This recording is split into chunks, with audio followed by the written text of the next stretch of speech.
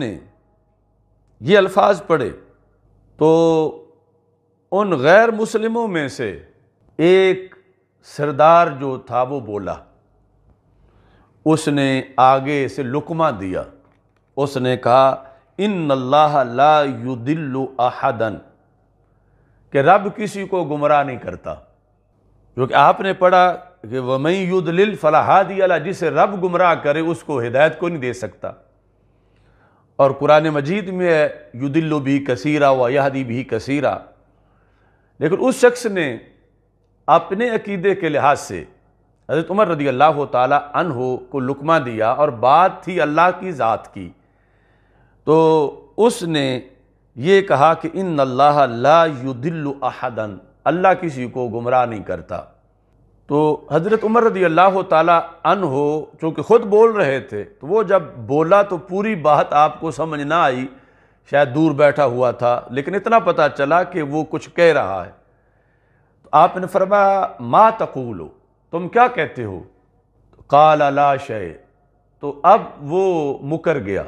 اس نے کہا نہیں میں نے کچھ نہیں کہا۔ یہ الفاظ اس نے بولے۔ آپ نے جب دوبارہ پڑھا تو اس نے پھر وہی الفاظ بولے، تو آپ نے پھر لوگوں سے کہا اخبرونی ما یقولو، مجھے بتاؤ یہ کیا کہتا ہے، اس نے کیا کہا۔ یہ الفاظ اس طرح الصارم کے اندر ابن تیمیہ نے لکھی، اور کتاب الشریعہ کے اندر جز 6 میں یہ لکھا ہے کہ خاطبنا عمر بن الخطاب رضی اللہ تعالی عنہ بالجابیات، یہ شام کا شہر ہے کہ وہاں حضرت عمر بن خطاب رضی اللہ تعالی عنہ نے خطاب کیا، اور جو محکوم لوگ تھے، مختلف قبیلوں کے سردار بیٹھے ہوئے تھے، اور درمیان میں ترجمان تھا، والترجمان یترجم، یعنی وہ حضرت عمر رضی اللہ تعالیٰ عنہ کی عربی گفتگو کو وہاں مقامی جو لوگ یہود و نصارہ تھے ان کی زبان میں سمجھا رہا تھا۔ فقال عمر من یہدہ اللہ فلا مضل لہ ومن یضلل فلا ہادی لہ، تو وہ بولا ان کا ایک سردار ان اللہ لا یضل احدا، فقال عمر ما یقول، حضرت عمر نے کہا کس نے کیا کہا؟ تو ترجمان نے کہا لا شیء، کچھ بھی نہیں اس نے کہا، یعنی ترجمان نے بات جو ہے وہ گول کی۔ ثم عاد فی خطبتہ، حضرت عمر رضی اللہ تعالی عنہ نے دوبارہ خطبہ دینا شروع کیا شروع سے لگ کے، فلما بالغ من یہدہ اللہ فلا مضل لہ ومن یضلل فلا ہادی لہ، جب آپ نے پھر یہ پڑھا تو پھر وہ بولا ان اللہ لا یضل احدا، کہ اللہ جو ہے وہ تو کسی کو گمراہ نہیں کرتا۔ تو اصل میں یہ اللہ کی صفات کے لحاظ سے اعتراض تھا کہ ایک صفت ہمارے ہاں اسلام میں اللہ کے لیے ثابت ہے، اور وہ اس صفت کا انکار کر رہا تھا، اور یہ صفت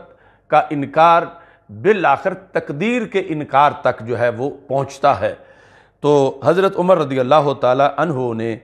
اب پوچھا کہ یہ کیا کہتا ہے، تو ترجمان پہلی بار تو اس نے نظر انداز کیا، لیکن اب اس کی ذمہ داری تھی کہ وہ بتاتا کہ یہ کیا کہہ رہا ہے، تو اس نے بتایا کہ یہ تو یہ کہہ رہا ہے، یعنی عربی میں وہ اس کی گفتگو کو بتایا کہ وہ کہتا ہے کہ ان اللہ لا یضل احدا، فقال کذبت یا عدو اللہ، تو حضرت عمر رضی اللہ تعالی عنہ نے اس سردار کو جو کہ غیر مسلم تھا، آپ نے فرمایا کذبت، تم نے جھوٹ بولا ہے، یا عدو اللہ، اے اللہ کے دشمن تم جھوٹ بول رہے ہو، اور ساتھ یہ فرمایا ولولا عہدک لضربت عنقک، کہ اگر یہ ابھی جو معاہدہ ہو گیا ہے تمہارے ساتھ کہ ہم تمہاری حفاظت کریں گے، اگر یہ نہ کیا ہوتا تو میں تلوار مار کے تیرا سر اتار دیتا، اس وجہ سے جو یہ تم نے جملہ بولا ہے، یعنی اللہ کی تم بے ادبی کر رہے ہو، اللہ کی توہین کر رہے ہو، یہ اللہ کی طرف تم اللہ کی صفت کی نفی کر کے رب ذوالجلال کی شان کے خلاف تم بول رہے ہو۔ بل اللہ خالقہ کا واللہ اضلہ کا، فرمایا رب نے تجھے پیدا کیا ہے اور رب نے ہی تجھے گمراہ کیا ہے۔ یعنی تم جو ابھی تک اسلام قبول نہیں کر سکے تو یہ اللہ کی قدرت کے تابع ہے، اگرچہ یعنی یہ نسبت پھر بعد میں جرم کے لحاظ سے بندے کی طرف ہوتی ہے کہ ایک ہے خلق اور ایک ہے کسب۔ مثال کے طور پر کوئی بندہ کسی کو قتل کرتا ہے تو اس قتل کرنے میں قاتل نے جو قوت استعمال کی وہ تو اللہ نے پیدا کی، لیکن اس قوت کو استعمال بندے نے کیا، تو اس بنیاد پر اس کا کاسب بندہ قرار پائے گا اور وہ جرم بندے کا ہوگا۔ تو ایسے ہی یعنی فرمایا کہ تم مثلا اسلام قبول نہیں کر سکے تو یہ جو تیری ہٹ دھرمی اور انکار ہے، یہ تیرے اندر کوئی طاقت نہیں تھی کہ تو انکار کردہ، وہ طاقت بھی اللہ کی پیدا کردہ ہے کہ جو تو اپنے اختیار سے پھر اس کو گمراہی میں استعمال کر رہا ہے۔ لہذا یعنی خلق اس کا اللہ کی طرف سے ہے، کسب تمہارا ہے، یعنی جرم تمہارا بنے گا، مگر یہ نہیں ہے کہ کائنات میں اللہ کا حکم اور تقدیر ہی نہ ہو اور تم کوئی کام کر سکو۔ جیسے اس کے حکم کے بغیر پتہ بھی نہیں ہل سکتا، ایسے ہی کائنات میں اس کی تقدیر کے بغیر تم زبان بھی نہیں ہلا سکتے اور نہ ہی تم یہ جملہ بول سکتے ہو۔ تو اس بنیاد پر حضرت عمر رضی اللہ تعالی عنہ نے یہ لفظ بولے، اللہ خالقہ کا واللہ اضلہ کا واللہ یمیتو کا ثم یدخلک النار، کہ اللہ نے تجھے پیدا کیا، اللہ نے گمراہ کیا تجھے، اللہ تجھے مارے گا اور اللہ تجھے جہنم میں داخل کرے گا انشاءاللہ۔ ثم قال ان اللہ عز وجل، اس کے بعد اگلی جو ہے وہ گفتگو شروع ہو گئی، اور یہاں بھی جو دوسری ابن تیمیہ نے لکھا اس کے اندر حضرت عمر رضی اللہ تعالی عنہ نے یہ جملہ بولا، ان لم نؤتک الذی اعطیناک، یہ جو ہم نے تجھ سے معاہدہ کیا کہ تمہیں ذمہ بنا رہے ہیں ہم، تو یہ اس لیے نہیں کیا لتدخل علینا فی دیننا،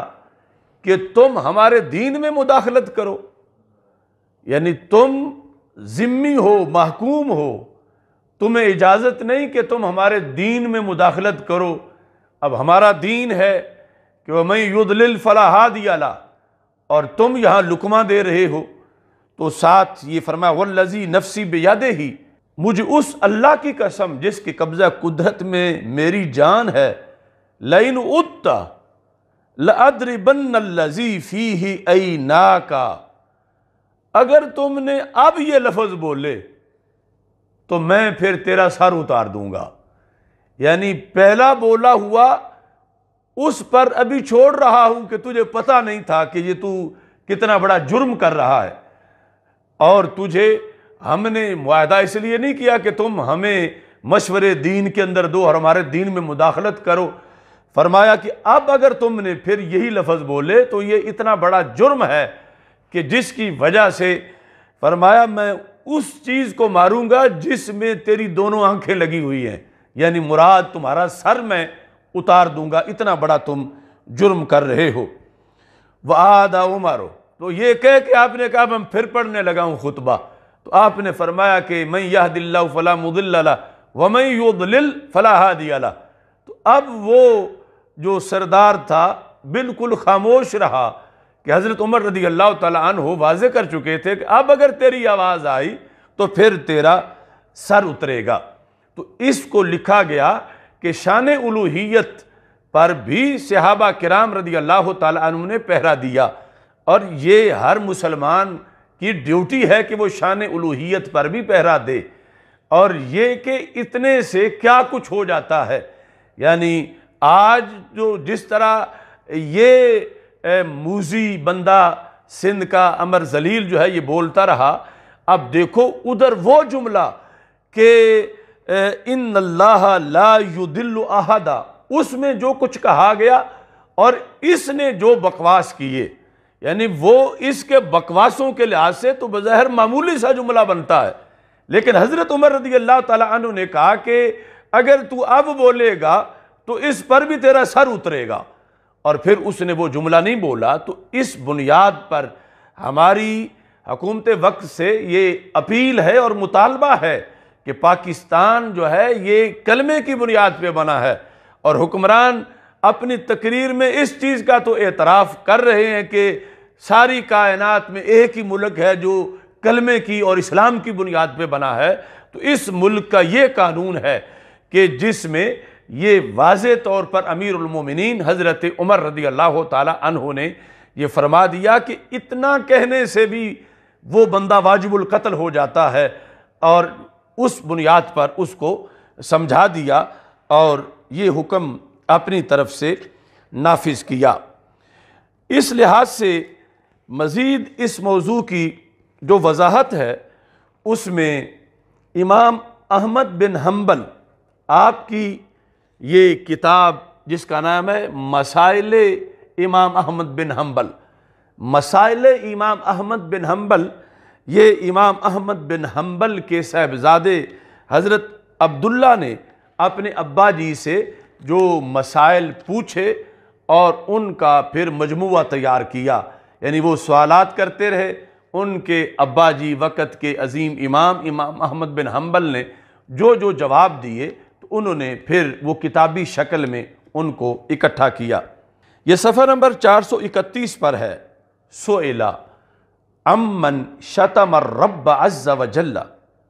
کہ امام احمد بن حنبل سے سوال کیا گیا اس بندے کے بارے میں کہ معاذ اللہ جس نے اللہ کو گالی دی۔ سوال نمبر 1556، کہتے ہیں سألت ابی، حضرت عبداللہ کہتے ہیں میں نے اپنے ابا جی سے سوال کیا، ان رجل قال لرجل یبن کذا و کذا انت ومن خلقک۔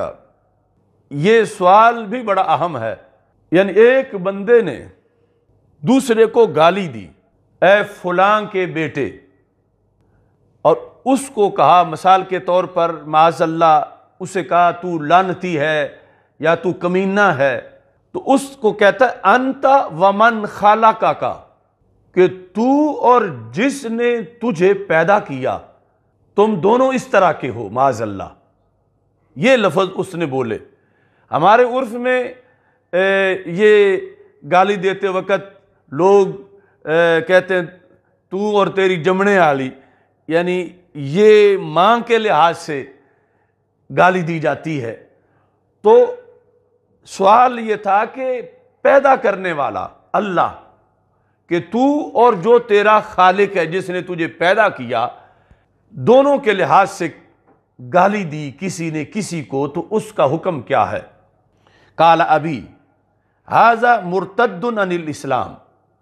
کہ یہ کہنے سے وہ بندہ مرتد ہو جائے گا۔ اب مرتد ہونے کا تو حکم بتا دیا، کہتے ہیں قلت لابی تضرب عنقہ، کیا وہ واجب القتل ہے کہ اس کا سر اتار دیا جائے؟